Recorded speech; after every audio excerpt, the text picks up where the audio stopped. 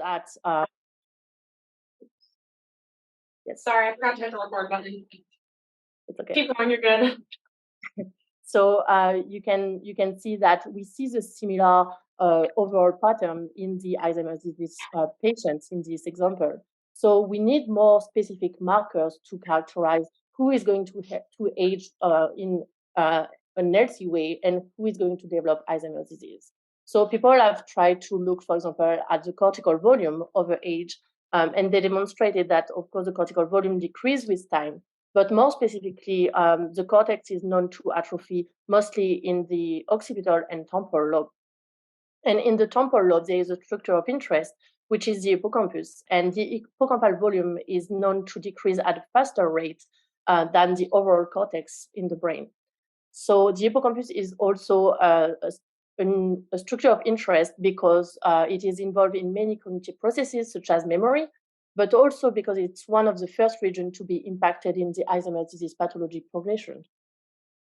So looking a bit more in the structure of the hippocampus, so as I mentioned, it's located in the temporal lobe.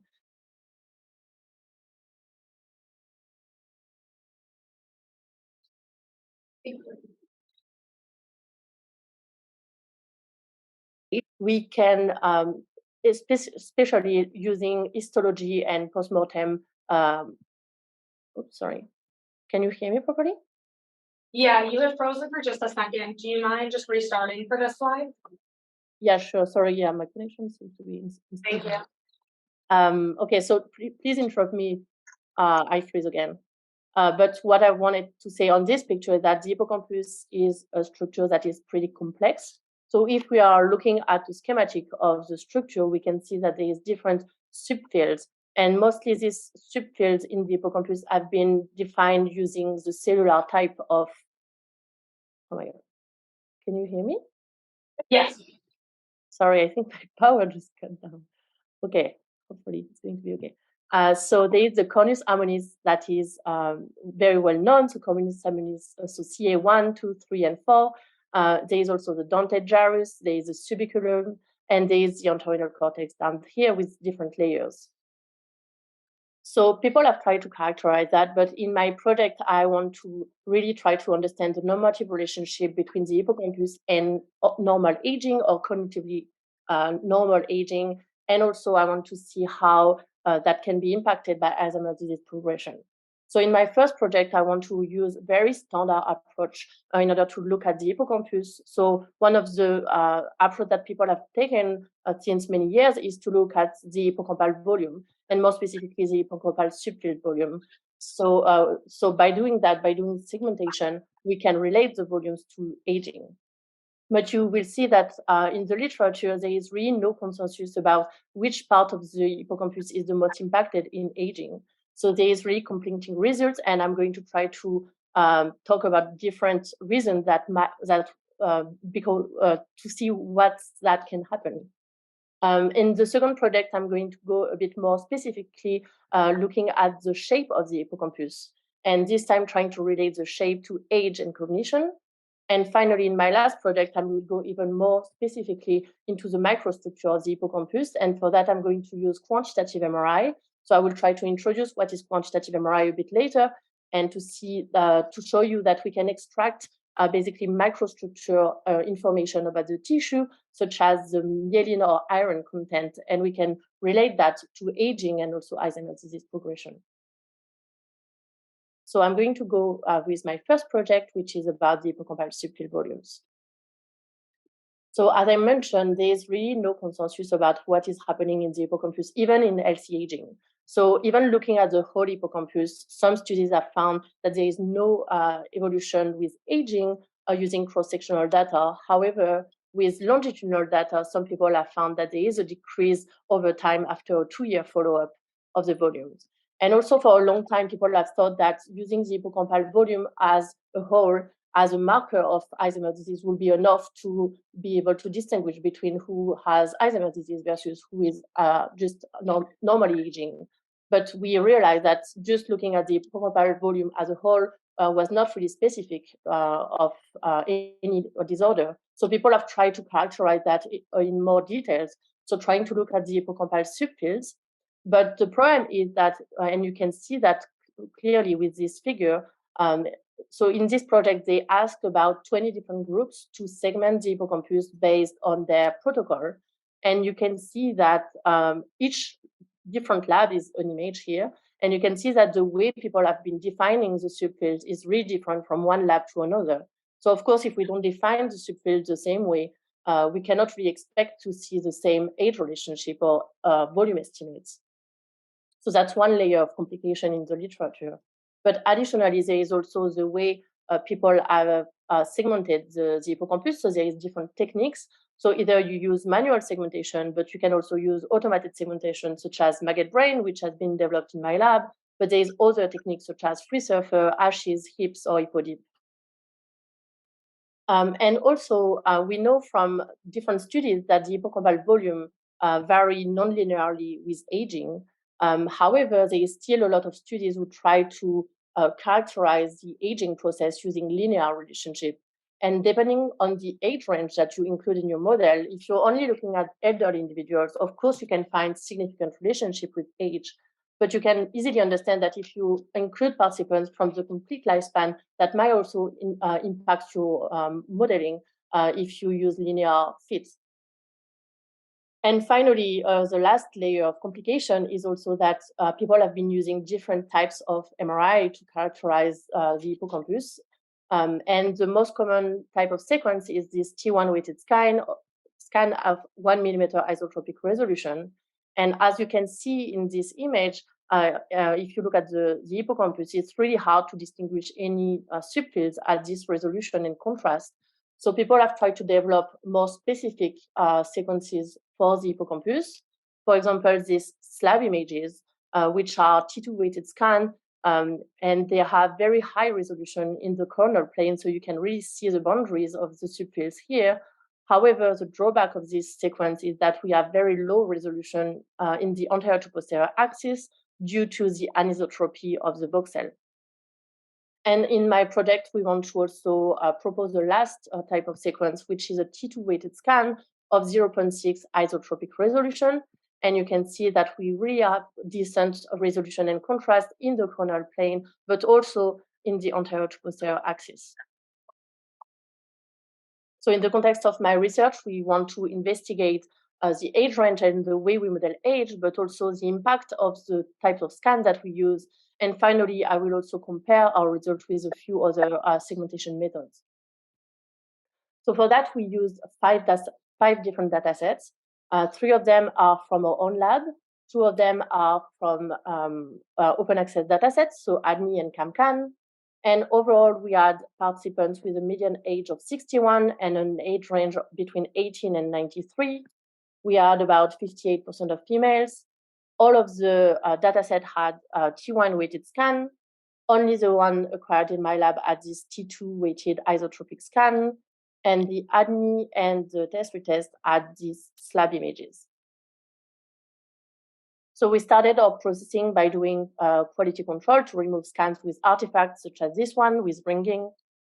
And then we used the Ming library pipeline to correct, to pre-process our scan. So we corrected for the bias field, inhomogeneity, but also for extraction of the brain. And then we use the maggot brain algorithm to extract the hippocampal gray matter and white matter subfields. And finally, for the statistics, we use the linear mixed effects model with the sex and intracranial volume and the hippocampal volume as fixed effect. And we use dataset, MRI sequence, and subject ID as random effects. And we corrected everything for bond-friendly correction to correct for multiple comparison. So here showing you the first results where we are looking at the volume of the CA1 in the same participants. So in this specific figure that I'm going to show you, the same participants were scanned with T1, T2, and slab. So we are comparing the same, in theory, hippocampus, but using different types of sequences to extract the volumes. And what we can see is that overall, we found lower volumes in the slab images compared to the one with extracted from T1 or T2. And we can look at the same thing in all the different subfields of the hippocampus. So in total, we have 9 of them. So we have the CA1, CA2, CA3, CA4 dentate gyrus, subiculum, stratum, alveus, fimbria, fornix, and mammillary body. And I just want to draw your attention that in all these subfields except these two, we see the similar pattern where we see a lower volume extracted from the slab images compared to T1 and T2. So to conclude on this specific figure, we see that the MRI sequence statistically impacts the volume estimates that we obtain. But then the question is, does it impact also the age relationship that we can find? So for that, we used, again, these three different scans. And looking at the CA1 first, just to explain how the figure is going to be displayed, you can see that each color codes for a type of scan. So we looked at the interaction between sequence and age.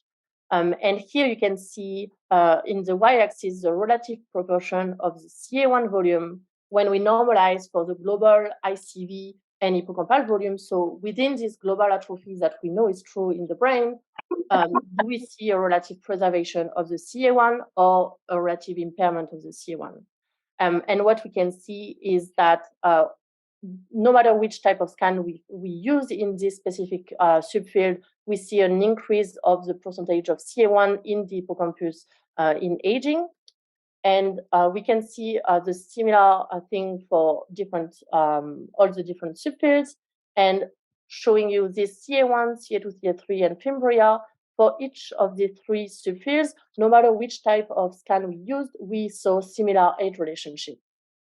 However, if we're looking at the CA4 gyrus and the fornix, for example, we see that while we don't see any significant difference over time in the T1 and T2 scan, we see that the slab images show a very drastic age relationship with time. And in the contrary, in the alveus and the mammillary body, while we do not see any significant relationship with age using T1 and T2, we see a very large increase of volume over time using the slab images. So that shows that not only the MRI sequence impacts the volume estimates, but also it impacts the age relationship that we found. And so the last question we wanted to ask in this project was, is this effect due to our segmentation method? So for that, we compared our maggot brain outputs to two different algorithms. First of all, we compared it with the HIPS method, which is interesting because HIPS uses the same atlas than us. So basically, they use the same definition that what we use in our lab. So that is why if you compare these two images, the color code is the same and the structure is overall pretty similar. However, you can see that there is differences between these two segmentation, and that is purely due to the segmentation method per se and not the atlas definition.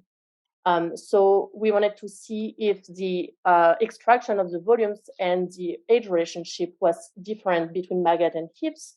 And so we did that, and we didn't see any significant differences, showing that at least for the T1 weighted scan, maggot brain didn't seem to be impacting the age relationship, the effect that we were seeing. And lastly, we wanted to compare maggot with ashes, which is another segmentation technique that this time is specific of the slab images. And that was important to compare that for us because maggot brain was not originally developed for slab images. So we had to do some alteration of the maggot pipeline in order to make it work. So also you can see that ashes doesn't use the same labels, so the same subfield definition. So we could expect baseline volume differences, but we wanted to see if we saw a bias in aging. And so we compared the age relationship for maggot brain and ashes, and even though there is a baseline difference, there were no differences in the age relationship. So that comforted us in the idea of that, the fact that the segment effect that we saw on the age relationship were not due to our segmentation method. So to conclude on this first project, we saw that different sequences led to different age relationship. And we found that different subfields such as the CA2, CA3, and the stratum were the most relatively impaired structure, while the CA1 was relatively preserved in aging. And the main contribution of this project is that it's the first study to look at the hippocampal trajectory in aging using multiple data sets and multiple sequences. And we proved that the MRI sequence choice impacts the age trajectory. So an hypothesis why we think that the slab images showed us different age relationship is that the slab images were originally developed and thought they used that in order to have the high resolution, so the high resolution in the coronal plane and low resolution in the anterior to posterior axis of the hippocampus. Because it is known that the hippocampal subfields are pretty well preserved along the anterior to posterior axis.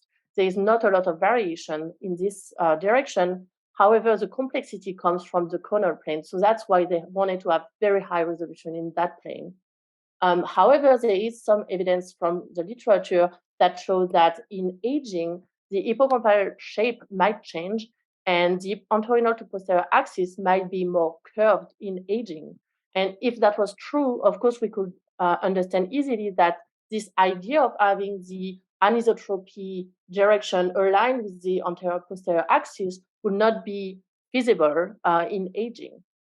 So we believe that that was our hypothesis, that maybe these bias that we see in the slab images were due to the curvature of the hippocampus. So that led us to our second project where we wanted to see if we saw an hippocampal curvature in aging. So I don't know, should I pause here maybe to see if there is any question? I'm going to move into the second project right after. So if there is any question right now, I can take a few. Or else, Does anyone want to come up for a question? I had a simple one. I was just wondering, so you had said that the T1, T2, and the slab were all collected in the same subjects. Was it the same scan session as well, or did they come back on different days? No, that was the same session for these specific participants. Yeah. Cool. Okay, yeah, I think we're, any other questions? Okay, I think we're good for the next one. So whenever you're ready. Perfect. Okay, so now moving on to the shape analysis that we wanted to do. I mentioned that there is a few evidence showing that we might see this curvature with aging. And actually, it's one of the results come from our lab, where they demonstrated that there is an inward displacement in this blue area, so in the most medial part of the head of the hippocampus, and outward displacement in the tail of the hippocampus and in the uncus, as well as in the most lateral part of the hippocampus.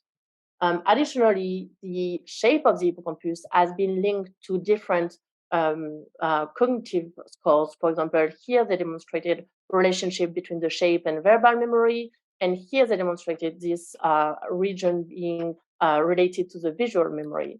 However, there is two things we wanted to further investigate. The first was that this study only used linear model to look at the age effects. So here we wanted to use a vertex-wise nonlinear age relationship to see if we could have more information. And also, instead of trying to relate each shape index to each cognitive score separately, we wanted to try to use a multivariate analysis to link our shape metrics to our cognitive metrics. So for that, we used a data set. So after quality control, we had 85 participants. So age between 18 and 81. We had about 60% of females, 32% of APOE4 carriers, and we had also information about the education, air bands, and MMSE.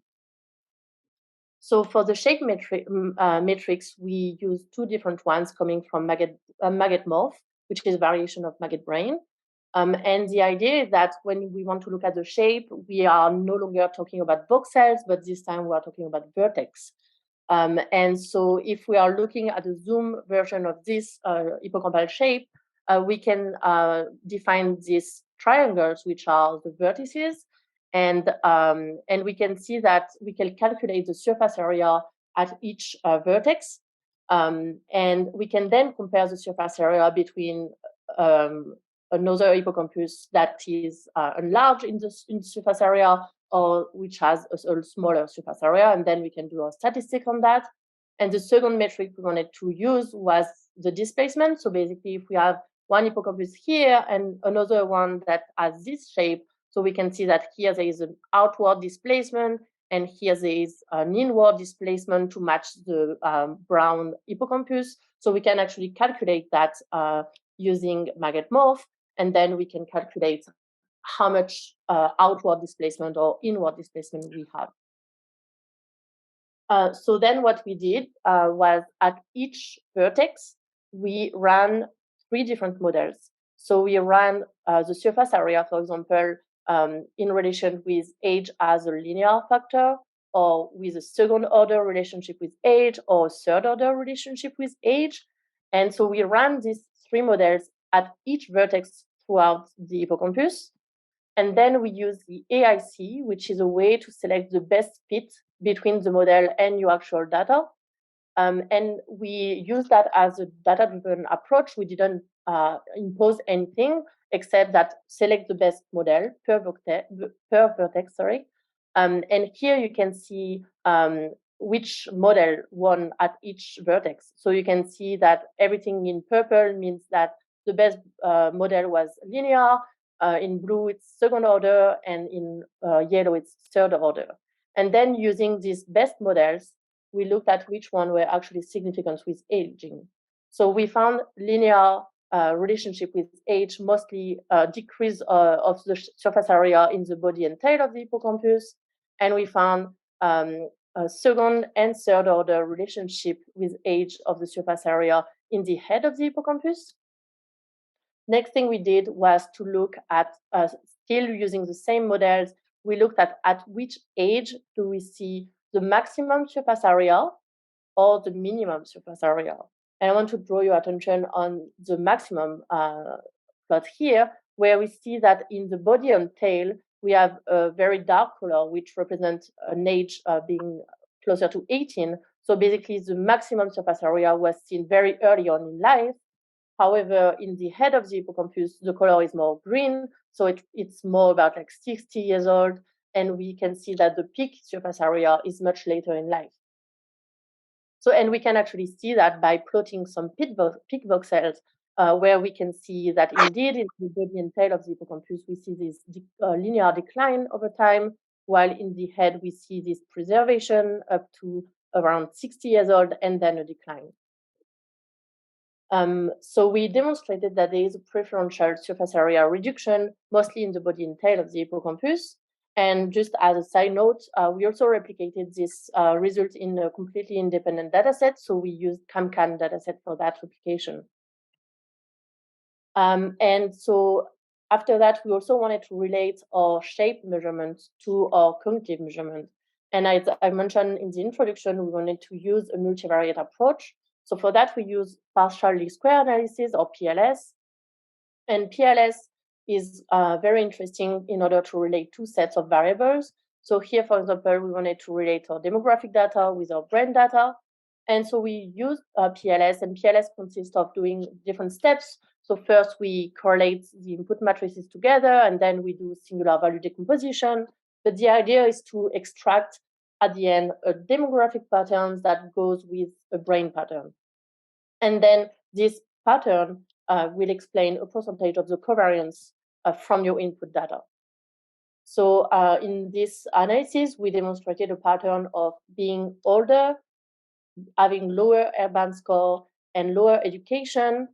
These terms are not significant, being covering with this inward displacement in the most medial part of the hippocampus, and outward displacement in the most lateral part of the hippocampus, as well as in the incus.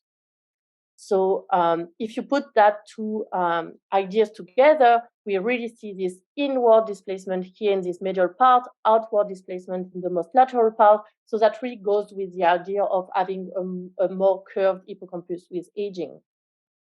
So we can see that we have this increased C-shape in aging. And again, we also replicated this the same results in the same independent dataset than previously. So overall, we demonstrated that the surface area was mostly impaired in the body and tail of the hippocampus. And it's really interesting because there's a lot of different studies who try to characterize the hippocampus also throughout this anterior to posterior axis, often defining this head, body, and tail with some landmarks or some vertical lines or a priori definition. Or here, for example, trying to define the anterior versus posterior hippocampus using also geometric definition But here, what we did was really using a data-driven approach. We didn't impose any boundaries, but we still saw this anterior to posterior axis. And in the same way, we also found for the displacement a more medial to lateral axis. And we saw this inward displacement mostly in the most medial part of the hippocampus. And that is interesting as well, because this medial part is known to be closely related to the subiculum structure in the hippocampus, which is known to be the region the most myelinated in the brain, in the hippocampus. So we could hypothesize that this inward displacement in this part of the brain could be related to a demyelination in aging. So that leads me to my last project, which was to see if the hippocampal macrostructure was changing in aging. And we also expanded that project by looking at how the hippocampal macrostructure relates to Alzheimer's disease progression. So that leads me to my third project. Again, if you have a question, I can take it now, or I can just go up to the end. Questions, guys? I think we'll wait until the end for some last questions. Okay. So I mentioned microstructure a few times. So what do I mean by that? So there's two main microstructure molecules that we can look at in the brain that is interesting to me. And one of them is the iron content. So we know that the iron is related to age. So there is more and more iron in aging. And even though iron is crucial for normal processes, if there is too much iron, that can be toxic as well. And there is also evidence showing that we can use MRI, certain types of MRI, to infer about the amount of iron in the brain. So that is a quantitative MRI. So here, for example, we are looking at the R2 star map. And just to let you know that the intensity of these scans are related to the amount of iron in the brain. So the brighter the color, so the more white it is, and the more iron there is in the brain. So we can see here three different brains of healthy controls. The younger is in the left, the older is in the right, and you can see that with aging, we see a more brighter color in the subcortical region, showing this iron accumulation. And then we can also look at age-matched Alzheimer's disease patient, and we can see that this effect is even stronger. And the second microstructure molecule of interest is the amount of myelin in the brain. So you probably all know that the myelin is what is surrounding the axon. It's really important for signal propagation, but also the myelin is very crucial for the survival of the neurons. And the myelination is very dynamic throughout the lifespan. So we have a very fast myelination in the childhood and adolescence. Then there is a plateau during adulthood, and followed by demyelination after 60 years of age. And there is a very recent study, actually, that show very interesting relationship between myelin and Alzheimer's disease pathology. So here what they did, for example, they used mice where they gave cuprozone, which is a way of inducing demyelination in the brain. And they demonstrated that for the mice that got this drug, so the one that had more demyelination in aging, they had much higher load of amyloid, which is the pathology of Alzheimer's disease. And additionally, another thing they did was to induce no myelin at all in some mice, so with some mutation. And they demonstrated that having no myelin at all in the brain was actually a protective factor against amyloid accumulation in the brain, and that for the hippocampus and also the isocortex. So this study really showed that there is a very tight link between the amount of myelin in the brain and the Alzheimer's disease pathology. And I mentioned a few times that we can use a certain type of MRI to try to quantify the iron or myelin content in the brain. And that is what I call quantitative MRI. So QMRI is a way to look at the brain differently than what we are used to when we use T1 weighted scan, for example. So the T1 weighted scan will be great to look at contrast, for example, to look at extract volumes, extract shape. but the intensity of each voxel in a T1 weighted scan is not really meaningful per se. However, for the T1 map, here each intensity is actually a quantification of the time, and that this time can be related to the amount of myelin and iron in the brain. So I'm not going to go into too much details, but just to let you know that the T1 value has been shown to be mostly related to myelin content in the brain, even though it's not a one-to-one relationship, of course. And also the R2 star or T2 star has been linked to be mostly related to the iron content.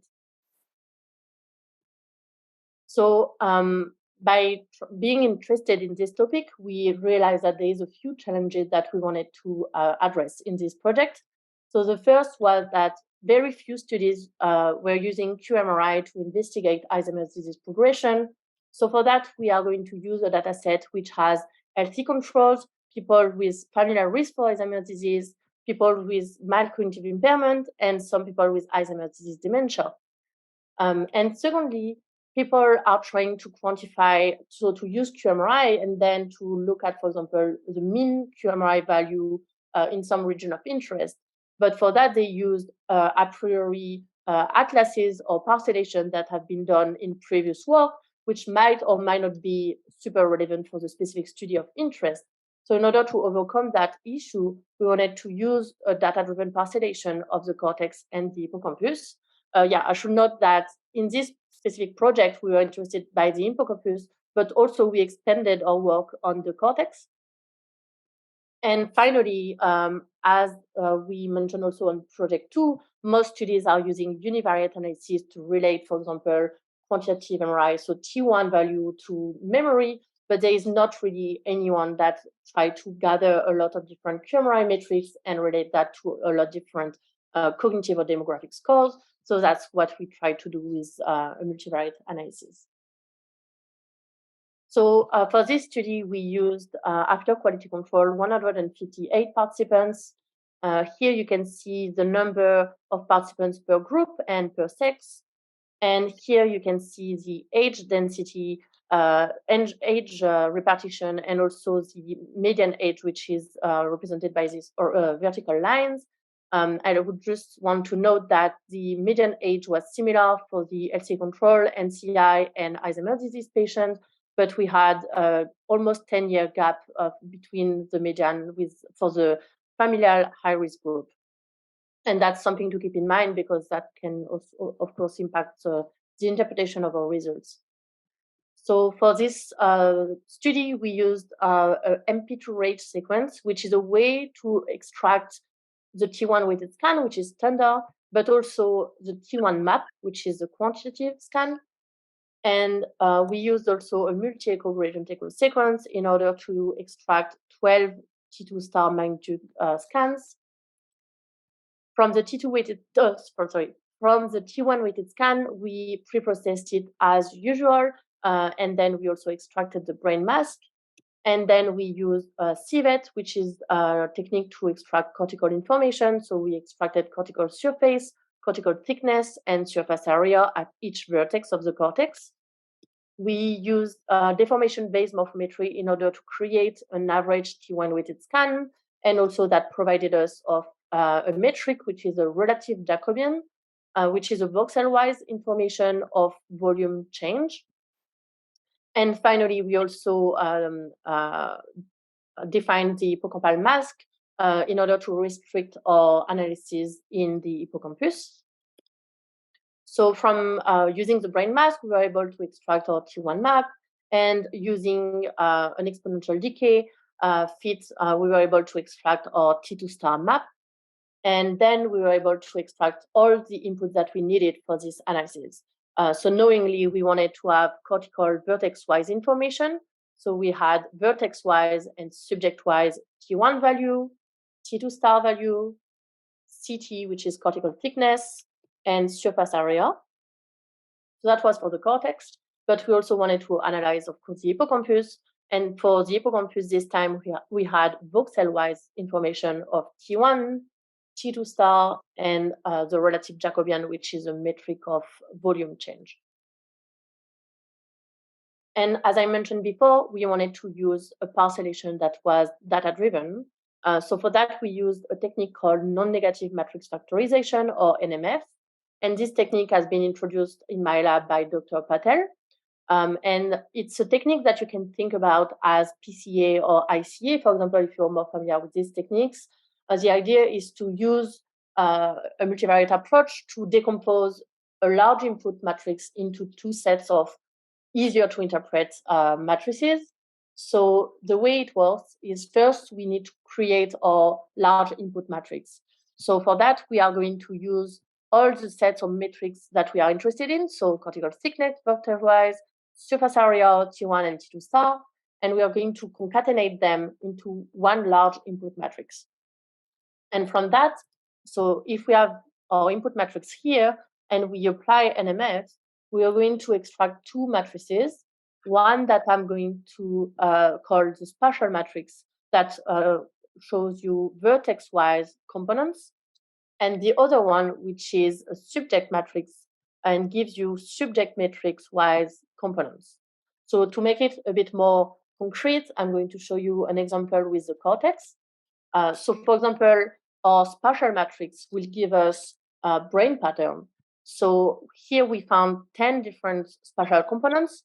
You need to know that the number of components is user-defined, but in order to select our number of components, of course, we did a lot of different analyses. So we did split half analysis, as well as looking at the reconstruction error, all that to say that here, for this specific analysis, we had 10 brain pattern, and you can see that each of them is pretty well bilateral. And we can also see that each pattern is specific of different regions of the brain that are biologically meaningful. So for example, component 2 is mostly in the frontal lobe.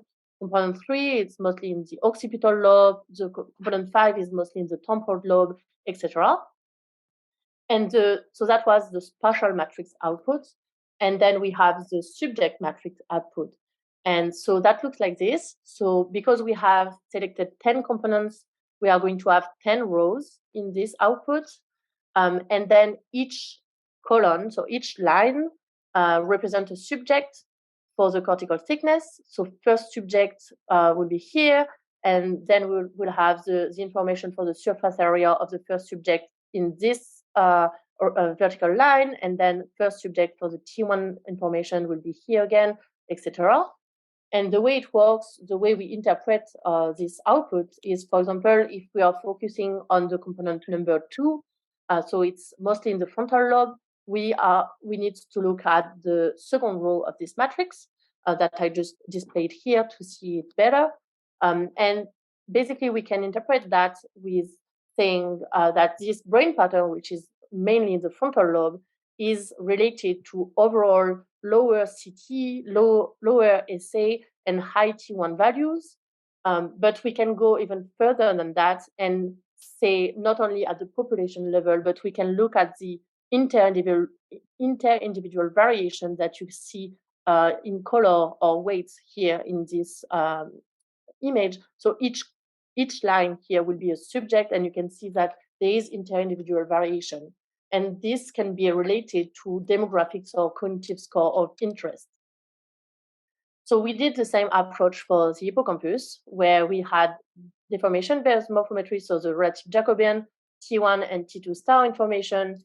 And for the hippocampus, we extracted 4 components that you can see here or displayed separately in this way. So the component 1 was mostly in the body and tail of the hippocampus. Component 2 was mostly in the head. Component 3 was mostly in the most lateral region of the hippocampus. And component 4 was more in the medial part of the hippocampus. And then in the same way that what we did for project 2, we use partial least square analysis again to try to relate our brain pattern to our demographics of interest. And in these results, we obtained a latent variable that explained about 75% of the variance. And the pattern that we found was being female, being older, and being mostly in the disease group, so in the MCI or Alzheimer's disease group, and also having lower cognition was related to a brain pattern of having lower CT, so cortical thickness everywhere in the brain, lower SA everywhere in the brain, lower T2 star in these regions in red, and higher T2 star in the precuneus here. So that was for the cortex. And for the hippocampus, we found lower volume in the body and tail of the hippocampus, higher volume in this more lateral part, and overall higher T1 and T2 star everywhere in the hippocampus. And you need to know that the most important variables that consisted in this pattern were the morphometry for the cortex, so cortical thickness and surface area, and T1 and T2 star, so the microstructure was the most significant for the hippocampus. So overall, we found that NMF was able to parcellate the brain and give us bilateral pattern. And also we double check and we looked at some sanity checks to make sure that NMF was able to capture biologically meaningful information. So for example, here, the component 6, which is mostly in the motor cortices, we know that this region are very highly myelinated in the brain. And we can see that NMF provides us very low T1 in this specific pattern, brain pattern, which represents a high myelin. So low T1 is high myelin in quantitative MRI. So that makes sense, which was a good sanity check for us to make sure that NMF was capturing the correct profile. And in the hippocampus, we found 4 components, which was similar to a previous study in our lab, using the same NMF approach, but with different input metrics. And 4 components was also the best fit. And regarding the fact that we had higher T2 star in the precuneus, for example, we can interpret that. So higher T2 star mean lower iron in QMRI. And we know that iron and myelin are often colocalized. So we could expect to see also a lower myelin where we have lower iron. And we know from previous studies that the precuneus is a region where we found lower myelin in Alzheimer's disease patient versus control. So this pattern that we found is really fitting with what we saw in previous studies, which is interesting. And also finally, the body and tail of the hippocampus, which has been shown to relate to higher age in our NMF analysis, were also quite similar to what we see in Project 2, where we saw this decrease of surface area, mainly in the body and tail of the hippocampus in aging. So to conclude, in this project, we found that the cortical morphometry and hippocampal microstructure were the best predictor of aging and Alzheimer's disease progression. But this project is not really completed on my side. So I'm going to try to replicate my results using a different data set, which is called PreventAD. So first of all, we want to see if we found replicable components of brain patterns, and also can we find similar relationship to demographic and cognition. But additionally, in this data set, we have the chance of having additional information. So we have what is called the MPM protocol, which is a protocol for QMRI. And in addition to having T1 and T2 star, we also have MT, which is a magnetization transfer, and PD, which is a proton density, which are additional information about the microstructure of the brain. So we are going to try to use all of that metrics together to try to see if we can have more information about the myelin and iron content. And finally, also this specific data set has PET, amyloid, and tau. So we are going to try to relate our QMRI metrics to our metrics of the Alzheimer's disease pathology, because we can see from previous studies that amyloid and tau are known to also accumulate in the precuneus, and also in the temporal lobe in the hippocampus. So we are going to see if we see any relationship between QMRI and PET, which will be very interesting for future work. So with that, just to summarize a bit all these projects together. So from the project 1, we demonstrated that the sequence type that you use impact the volume estimates and age relationship. So if you can just take that home is that if you want to do a study and look at the hippocampus, but I'm pretty sure it also applies to many different structures in the brain, knowing that the input that you use will impact probably your result and interpretation. So that's definitely something to keep in mind when you design a project. And overall, accounting for all this variability, we found that the CA1 was the structure the most preserved in aging. Project 2 showed us that there is indeed a relationship between the hippocampal shape and age and cognition. And we thought that there is more curvature of the hippocampus with age. And finally, from project 3, trying to have information about the microstructure of the tissue, we demonstrated that T1 and T2 star were related to aging and age progression, and more specifically in the hippocampus. So with that, I would like to thank you all for your attention. I would like to thank my great lab and my PI, Dr. Malak Chakravarti, as well as the funding agencies and my institution. Thank you. Thank you. That's really interesting. And do we have questions here in the room in person and also or in Zoom?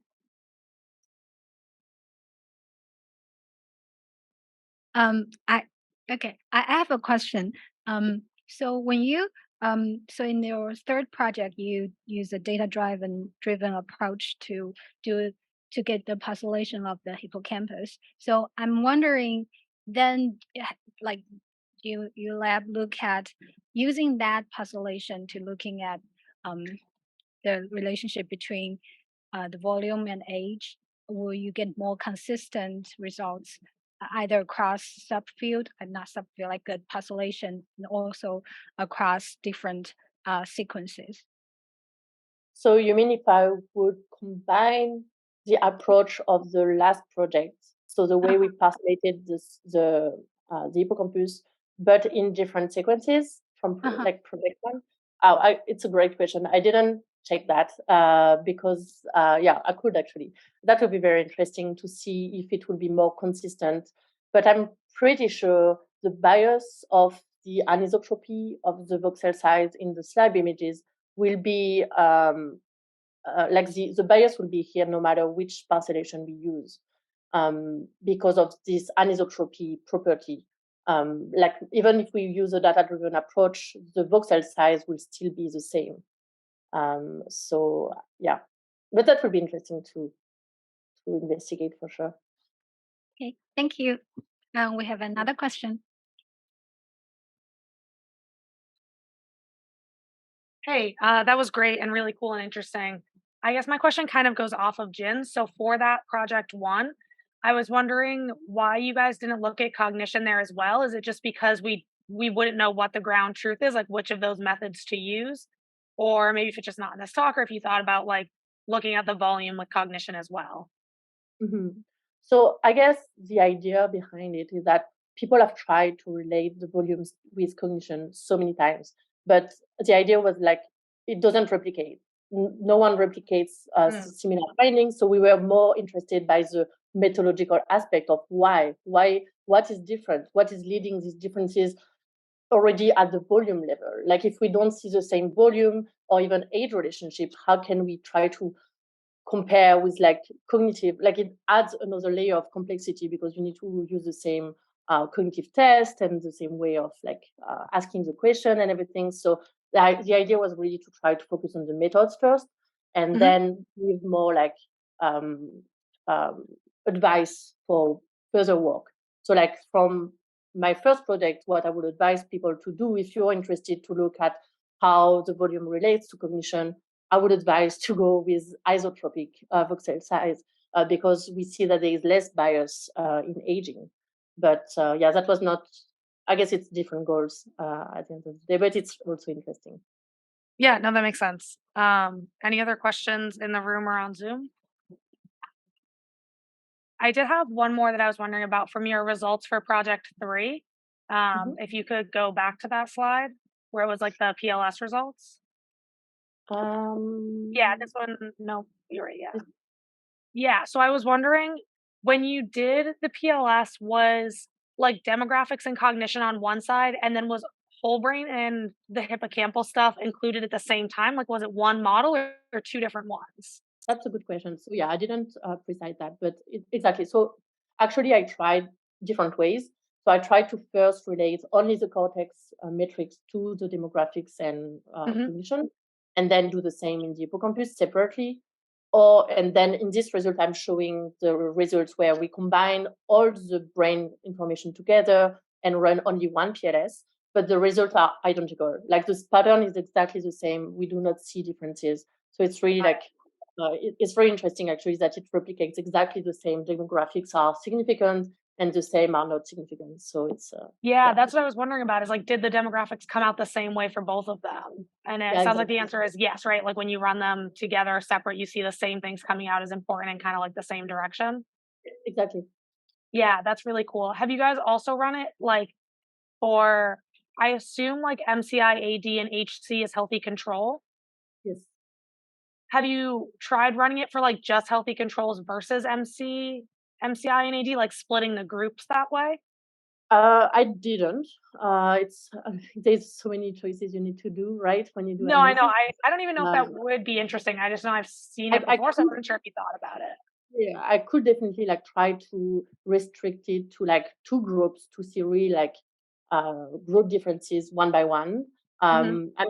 I'm pretty honestly like I think the result would be similar in the direction, but it's something I could do for like supplementary analysis for sure.